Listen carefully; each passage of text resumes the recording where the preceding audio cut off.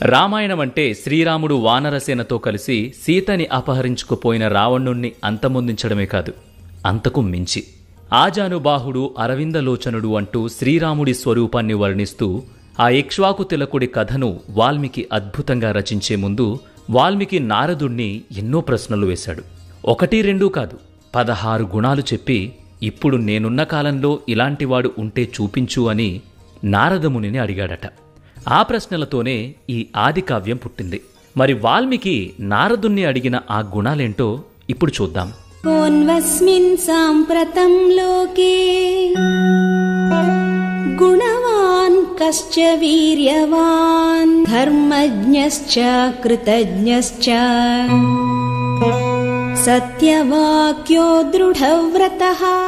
అందరినీ సమానంగా చూసి అందరితో ఒక్కలానే ప్రవర్తించే గుణవంతుడు ఉన్నాడా? ఎంత పెద్ద యుద్ధం వచ్చినా సరే బెదరక చెదరక ఆ పరిస్థితులకు ప్రభావితం కాకుండా చుట్టూ ఉన్న వారిలో మార్పు తెచ్చే వ్యక్తి ఉన్నాడా? ధర్మం తెలిసినవాడున్నాడా? ఎవరు ఏ చిన్న సాయం చేసినా మర్చిపోలేని గుణవంతుడు ఉన్నాడా? ఎప్పుడూ సత్యమే మాట్లాడే, ఏ పని మొదలుపెట్టినా దాన్ని పూర్తి చేసి ఎన్ని విఘ్నాలొచ్చినా మధ్యలో విడిచిపెట్టకుండా ముందుకెళ్లే దీక్షవ్రతుడు ఉన్నాడా అని అడిగాడు వాల్మీకి. ఇప్పటి కాలంలో ఎంతమందికి ఈ లక్షణాలన్నీ ఉన్నాయి? పోనీ ఇక్కడితో వాల్మీకి ప్రశ్నలు ఆగాయా అంటే లేదు. చారిత్రేణ చకో యుక్తః సర్వభూతేషు కో హితః విద్వాన్ కః సమర్థశ్చ కశ్చైక ప్రియదర్శనః. యుక్తిగలవాడు, ఏం చేసినా ధర్మానికి అనుగుణంగా ప్రవర్తించే నడవడిక కలిగినవాడు ఉన్నాడా? అతడిని చూస్తే చాలు మనిషి ఇలా ఉండాలని అనిపించేవాడున్నాడా? ఎంత పరాక్రమవంతుడైనా సమస్త భూతముల పట్ల దయ కలిగినవాడున్నాడా? సకల శాస్త్రాలతో పాటు ముఖ్యమైన విషయాలు అన్నింటినీ గ్రహించిన సర్వజ్ఞాని ఉన్నాడా? ఎంత కష్టమైన పనినైనా పూర్తి చేయగలిగే సమర్థుడున్నాడా? ఎప్పుడు చూసినా మళ్లీ మళ్లీ చూడాలనిపించే రూపం గలవాడున్నాడా? ఇలా మరో ప్రశ్న సంధించాడు వాల్మీకి. ఇక ఇంకో శ్లోకంలో ఆత్మవాన్ కో జిత క్రోధో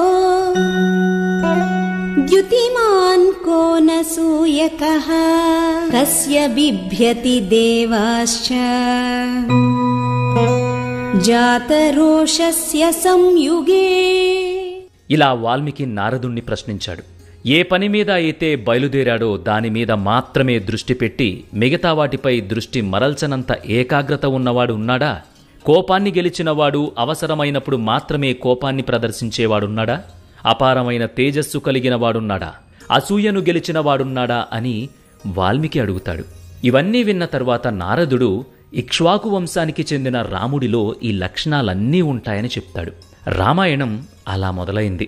ఇక రేపటి పాడ్కాస్ట్లో ఈ గుణాలు రాముడిలో ఎక్కడ కనిపిస్తాయి, అసలు రాముడు యుద్ధం చేస్తుంటే ఎలా ఉండేది మొదలైన విషయాలన్నీ కూలంకషంగా చెప్పుకుందాం.